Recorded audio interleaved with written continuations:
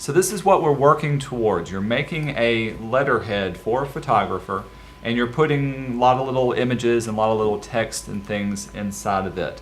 Most everybody was able to reach this point, or close to this point, last class period. I think most people would be able to finish it up by the end of today. So what I'm going to do is I'll let today be the last day for this project. We'll move on to the next one. Next one usually takes a little bit more time, so I want to give you more time to work on it. Let me show you one thing that I kind of went quickly over regarding the little frames down here at the bottom. Of course, whenever you have content or whenever you have something you want to put on the page, it has to be inside of a frame. If you want text, make a text frame.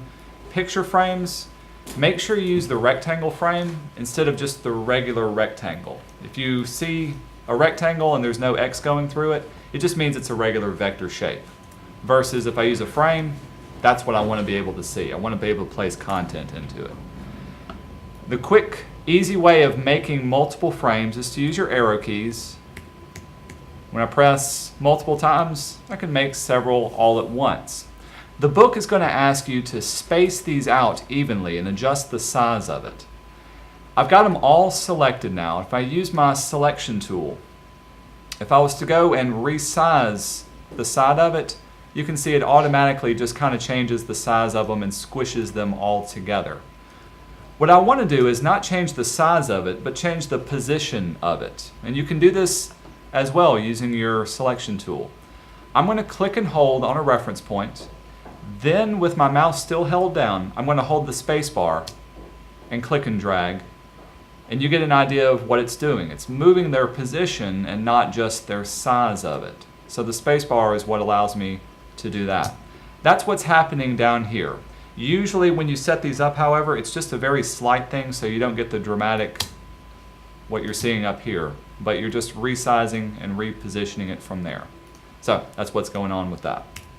The second thing, if we need to place content, so let me place, say, the, well, we'll do all the pictures. I've got the thumbnails down here. Remember, you go to File, Place, Command D is the keyboard shortcut. I remember that for Command Drop, like you're dropping them in. If you select multiple files, so all of these thumbs, I'm going to hold down Shift and select it. It'll follow your cursor, and you can see I've got 8 pictures loaded up. As long as you click on a frame, it'll place your content inside of that frame. If you don't have a frame selected, so for instance, I'm going to put the logo up top here, which will be this Illustrator file. InDesign can handle a variety of file formats. Later on, you'll see you can place a Photoshop file and actually tell it exactly what layer you want on here. But Illustrator files will also work just as good. Anyway, place. In this case, I'm going to place the logo, hit it open. I don't have a frame up here, but I can just click once. It'll automatically place it and put it into a frame. It's going to ask you to move it and resize it. The book will tell you specifically where to place it and how to resize it. But if I just click on the frame itself and not the content, it's going to crop it off. If I click inside of it on the little dealy bob in the center, I can change up the picture but not the frame. What's wrong with this and when I scaled it? Yeah, I lost my proportions. One thing to do, whenever you scale something, make sure you hold your Shift key, and that will always keep it proportional. That way you don't skew it or make it too stretched or squashed out. The other keyboard shortcut, if you hold down Shift and Command at the same time, you can do both the frame and the content inside of it. And that's the easiest, quickest way to place things into here. Here's the other thing to keep in mind. I've placed a vector file into here. Now, vector is known for giving you good quality graphics. Does that look like a good quality graphic?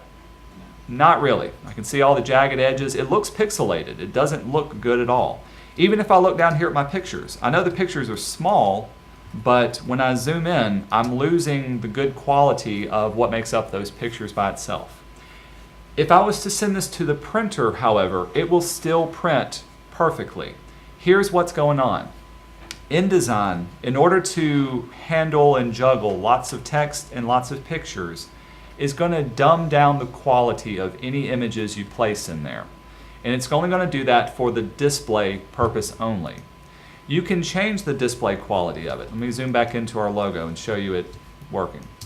If you go up to View, down to your Display Performance, by default it's going to be set to typical quality. And so this is what you're getting. You're just getting kind of a dumbed down typical quality image. If you swap over to high quality, now you can see it at full resolution and it'll show your graphics looking very nice. A lot of students, they'll start working on something, they'll say, hey, I had this really good looking image and now it looks horrible in InDesign.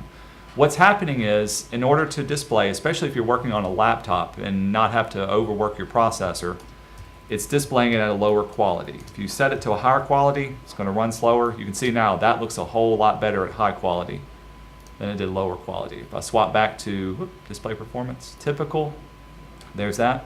If you set it to fast display, so if you're working on an older computer or it's just getting bogged down, it won't show any images at all. They'll just put kind of a placeholder image inside of that.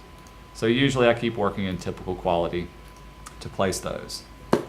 Here's the second problem that often comes up. Before we left last time, I gave you a fair warning to always save your folder or your file in the same folder as the rest of your content. So I've got my InDesign file inside of all of my pictures and also my Illustrator file as well. The reason why is because InDesign looks at your content the same way a web page looks at content, in that it links to it. On a web page, if you click on something, it goes to another area of the web that's going to be linked to it. It's a broken link if that content is ever moved or erased. Same way in InDesign. I've even got a palette over here that will show me all of my links that I'm using in my document. You can see all of my thumbs. There's my little logo from here. It even gives the page that it's on. Watch what happens if I move this thumbnail. Right now this folder that it's in is on my desktop. If I moved it out of the folder, say thumbnail 6, 7, and 8, to my desktop, when I go back into here, it's giving me an error. It's saying, hey, I can't find those links anymore. And so I have to be able to either fix the link or change the image by itself. If that ever happens, if you ever move a file or place it in another folder, here's how to relink to your images in your document. You can either double click on the little icon, and it's going to ask you to find where is, in this case, thumbnail number 6. I know I've got it on my desktop, and so I can select number 6 and say open. And it's saying, hey, in redoing that, I found other 2 missing links. Do you want to link to those as well? We'll say okay. And then it picked up on 7 and 8 being on the desktop from there. The other thing that you could do is simply find it and move it back into the original folder. In this case, since I have to relink it, got to find them again and relink to them this time. The other thing that'll happen, let me go ahead and relink these. So there's number 8. We'll update those. Is if you change a file or change and alter anything, it'll also give you a little error. Let's say I opened up my Crow Illustrator file. If I didn't want the word photography to be in black, so I selected it and we'll turn it to something like red. I'm in Illustrator, so I'll save the file that I have. Are you sure? We'll say okay. When I close it out, so this has been updated. When I jump back into InDesign, I get a little warning icon saying, hey, it's not missing, it's been modified. And so you need to update the link to that modified image that you have. Easiest thing to do is to double click on the little warning. And then now you can see my photography logo has been updated by itself for that as well. This is especially good if you're working on something like a newspaper or a magazine layout and your content is constantly changing. You got multiple people working on the same thing.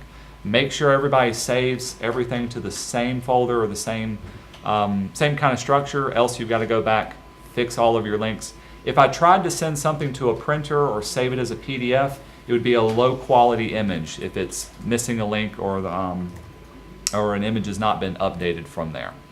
All cool? Any questions on that? Any other issues that came up last time you were working?